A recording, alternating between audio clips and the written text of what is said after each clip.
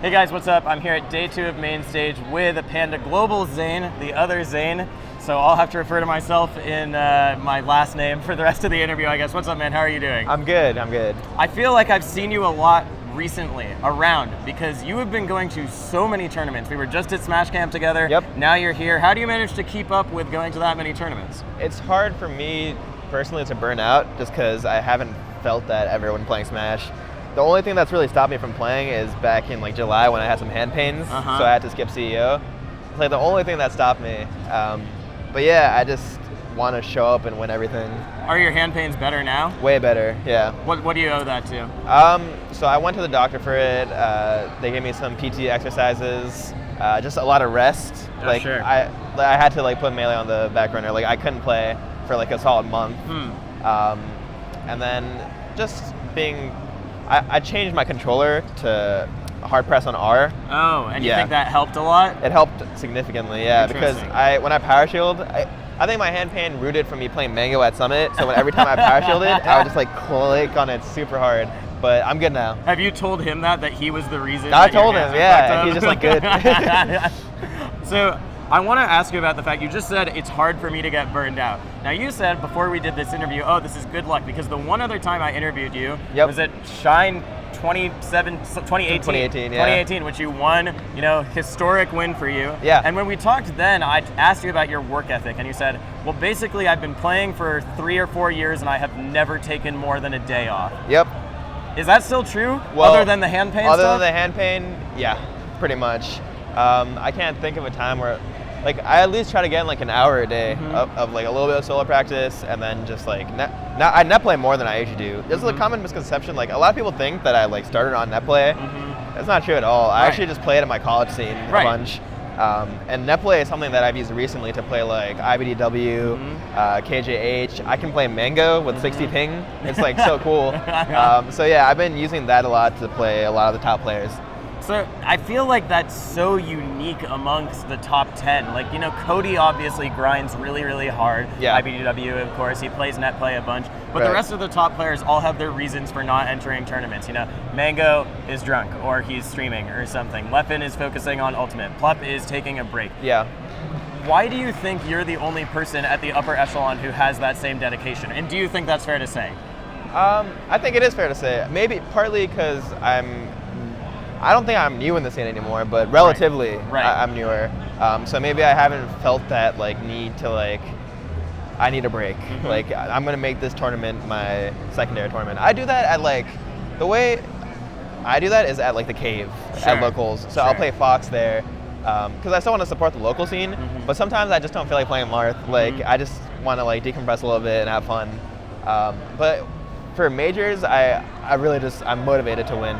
Well, you took a very serious tournament and you actually went Fox recently, which was the Rishi's Jungle Jam tournament at Smash Camp. That's true. For some reason, you did not play your main there. Do you care to elucidate the viewers on why you went Fox I actually think that Marth sucks in that format. So I was like, Fox might be my best bet. I didn't try Marth, to be fair, but I don't know. Fox seems busted just because he can like a B through. I agree. I think Fox and Falco are both disgusting. So I was still trying hard. Yeah. I saw you do something that I've never seen anyone do before. I was so surprised by how sick your Fox was. You did a turnaround laser land and then immediately walked towards the ledge and PC drop. So your character changed directions he was facing like 3 times in the space of half a second. Yeah. I like doing that with Falco too, actually. Yeah. Do you think that when you play your secondaries like Fox and stuff, what are you looking to do? Is it really just to take a break, to mentally reset, or do you think that actually improves your gameplay like other players have said it does for them? Well, primarily I'm looking to take a break and have fun, but I think at the same time it does improve other aspects of my play. So when I started playing Fox like a couple years ago, I generally became more technical with my Marth. Oh, okay. When I play Puff, my aerial drift gets better. Sure. When I play like Falco, I like am more conscious of like what moves I throw out. It's like every character has their own strengths, which can be applied to every other character. For sure. Do you feel like when you play those characters, you actively focus on that, or that's just what comes because those are the natural strengths of the characters? I think those are the natural strengths of the characters, and it's kind of in the back of my head, and then like it's happening naturally. Yeah. So obviously you're pushing the Marth meta really, really far. I want to talk about some of the matchups you had today because you had one that you're very familiar with in terms of Fox. You played Azel, and then you had one you were really unfamiliar with in terms of Franz. Let's talk about Azel first because Azel, young NorCal phenom, actually put up a pretty good showing against you as Fox. Yeah, go ahead. When you play a random Fox, you're so known for destroying spacies. What's your mentality going in? You know, I say random in air quotes, but... Usually, I mean, I'm trying my hardest, obviously, but I try to pinpoint what type of Fox they are from the beginning. Are they more of like a Mango, Cobalt, Med style, where they're going to be like up close, like quick nairs in my face, or are they going to play like Cody, KJH, more like Left and Armada, where they're like, you can see that they're making like conscious decisions, like a little more slow paced, full hoppy. So I try to find out what they're doing first, and then just like go from there. And then what do you think, how did you suss out Azel's style? Give me the rundown of that match, because he brought it really close game 1, you sort of mollywopped him game 2, and he brought it really close game 3 again. I think I was a little negligent about it. Like I didn't, I had a trouble pinpointing his style because he did a pretty good job of mixing up like aggro defensive options. It felt more similar to playing like the KJH IBDW style. So I think game 2, that's kind of what I solidified in my head. Gotcha. Let's hone in on that word negligence really quickly, because to me that's such an antithetical word to who you are as a player and as a person, right? What is it that sets you apart aside from, like, why is negligence something that you do not practice that we see in other Melee players? I don't know what it is, honestly. I think it's just a mentality thing. Since I started playing, I've always had one goal in mind, and it hasn't, like, it's never faltered. And I've just kept it at the forefront of my head, so every game I play, I try to make it a reality. Does that goal ever hinder... Something else that's interesting about you is for other players who I think are so single-focused on that goal, it feels sometimes like that goal You're good. It's all good. That goal can hinder their enjoyment of the game, you know, because they're so solely focused on it. Have you experienced that at all? Honestly, it amplifies my enjoyment of it. To see the progress that I make, it's really gratifying, and it's been like that since day 1. So what's your mentality after a loss? Because I really do think you're very unique in terms of mentality among the top 10. Now that Armada has left, I feel like most people would hold you up as an example of maybe the best mentality among the top players. I mean, don't get me wrong. I don't get salty. I get sad. I get super sad. Where it's just weighing over me for a couple of days. But the thing that I do that I think is always so important is after I lose a set, I immediately go back to watch it. You study, Not even study the first time. It's like ripping off the Band-Aid of the. It's like lifting the emotional aspect of it, so that the next time that I look at it, I've already like endured the pain of watching it. Interesting. Yeah. Oh, that's really interesting. And then you go and you study it, right? Okay. Yeah. So speaking of studying, you had one matchup that you were very unfamiliar with today. Franz, the Doc player, best Doc in the world, arguably, quite skilled at the Marth matchup. Walk me through that one. What do you do when you don't know the matchup? Well, my go-to for mid-tiers and low-tiers is to just wall out with Marth. Right, fair and down tilt. Fair and down tilt. I'm like, I'm going to start from here and then see what I need to adjust based off that. Honestly, versus Doc, you don't need to change that much. I didn't really know. I still don't know what to do about pills because I was jabbing them and fairing them, but it looked like he was still like able to get in after doing that. So I need to look at that. I don't know how much focus I'm going to put on that matchup because Franz is the only active Doc player. Yeah, I'll definitely study the set, but in terms of like playing it out, like my other focuses are mainly like H-Box, X. Right, and it was still a convincing victory for you. It was a 3-0. It was last Doc each game, yeah.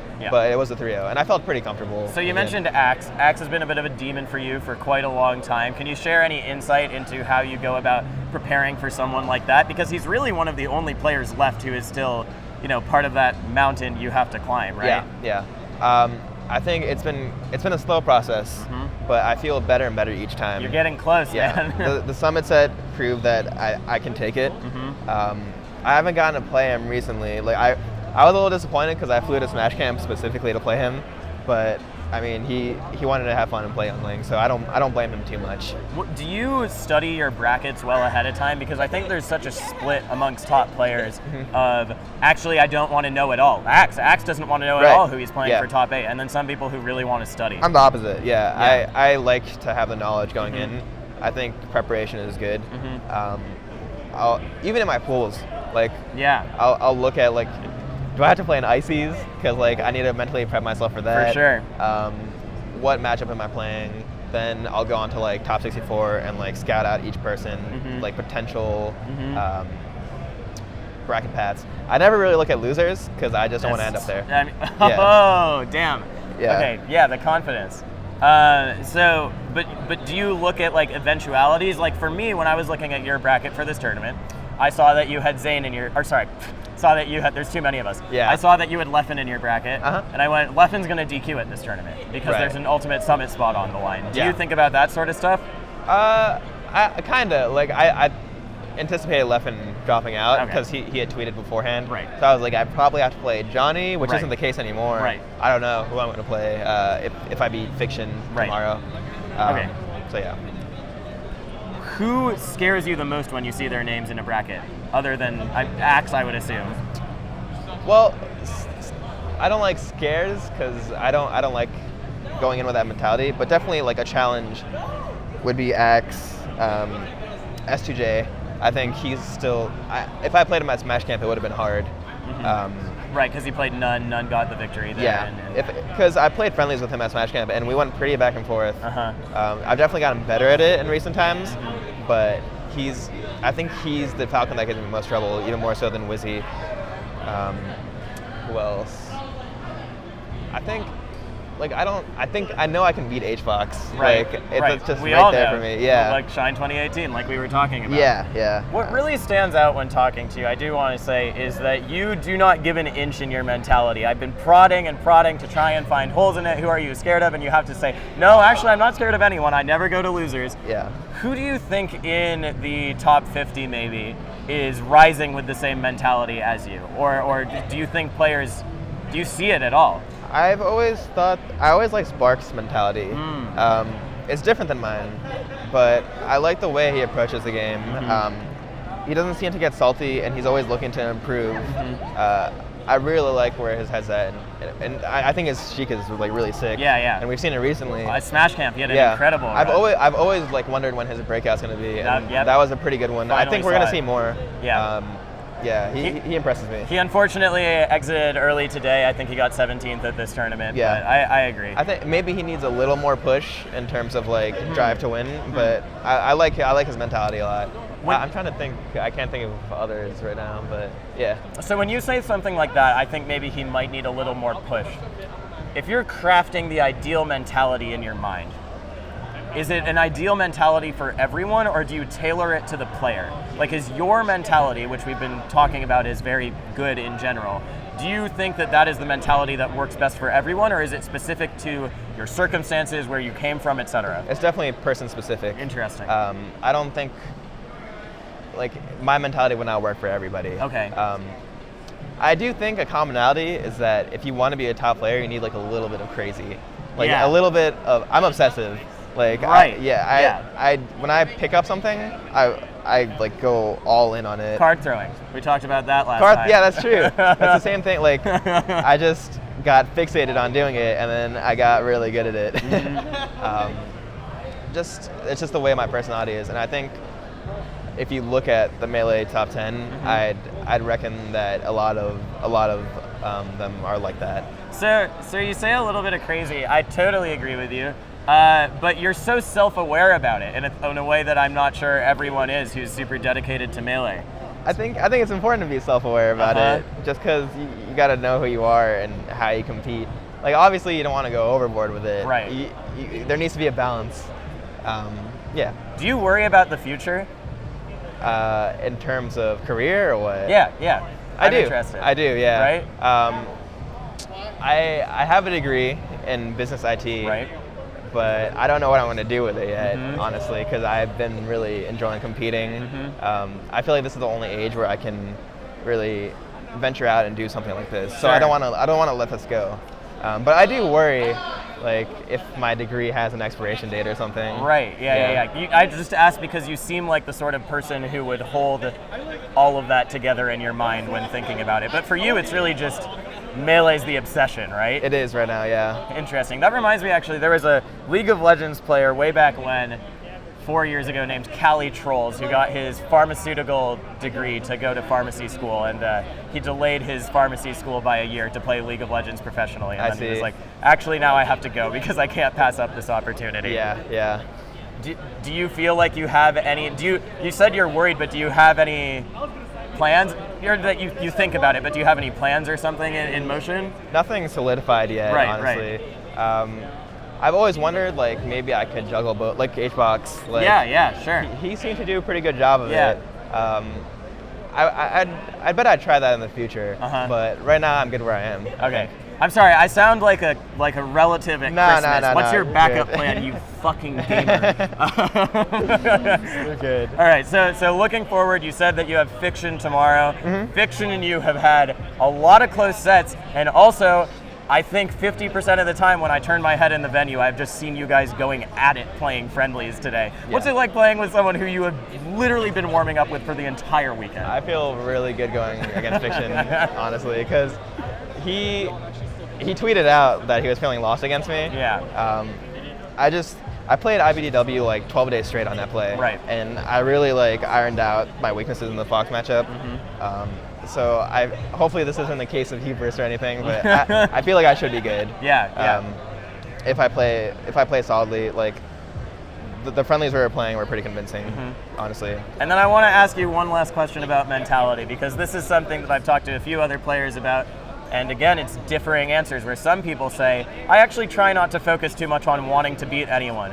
But to me, it seems like you really want to beat HBox. Is that true? It is true. I feel like you need that. Yeah. Because it's bothering me. The last 4 sets have been like eating away at me. It's so close, and I feel like I'm outplaying the whole time, and then something happens. Obviously, I can't even say that I'm outplaying because he's winning. Right. Sure. But I'll figure it out. I know I will. You and Kevin PPU need to start like a support group for people whose breakout was beating HBox and then afterwards the glory. I had the Come to Papa set. Yeah, the Come to Papa double eliminated him. Unfortunately, that was like a smaller tournament, so no one really cares that much. Right, and then you've been double eliminated by him in the last 2 times you faced him, right? Which was Low Tier City and SmashCon. Yeah. Yep. Is there anyone else who you have that same bloodthirst for to beat? X. For sure, yeah. And that guy over there, Leffen, he's beat me the last 2 times. Well, you're not going to get your shot at him not this time, but Big House, hopefully. Okay, cool. Well, Zain, thank you so much for talking to me. I don't feel like it's really worth talking about the rest of the top 8 matchups because we've seen you do it. You beat Yoshi. Yoshi sucks, guys. Yoshi's so bad. I think Marth destroys Yoshi. Yoshi gets destroyed by Marth. Yeah. Anything else you want to say before we finish off? I guess I've been streaming more. Yeah. Backup plan. Yeah. If you're interested in that, I'm not the best streamer. I'm gonna be real, but I have some pretty cool combos and like good music. So if you want to tune in, it's twitch.tv/ZainSSBM. I want to make more YouTube content. I think that's more my style. Yeah. I'm not as good on the spot, which is more of streaming's nature. Well, you also have a very, very unique sense of humor within the Smash community. I do, and it's for some reason on stream it's just like I have a mental block of like. I don't know. It's hard for me to be who I really am on stream. So I'm figuring that out. Maybe I'm sharing too much. I love that you say that your humor is you being who you really are. Yeah. Because your humor is like the wobbling video that you guys did. Yeah. That was the most deadpan shit I've ever seen in my life. That was so I want to funny. do more stuff like that. I loved that video. I thought that was really well done. Thanks. All right. Well, watch Zain's stream. Also, shout outs to his team, Panda Global. Thank you. Yep, no problem. I got you. Can we wrap this interview up? Yeah. I'm like 25 minutes. I'm finishing it. Okay. We're done. Thank you guys for watching. More content here. Go to his stream, I guess. Bye, guys. His stream's better.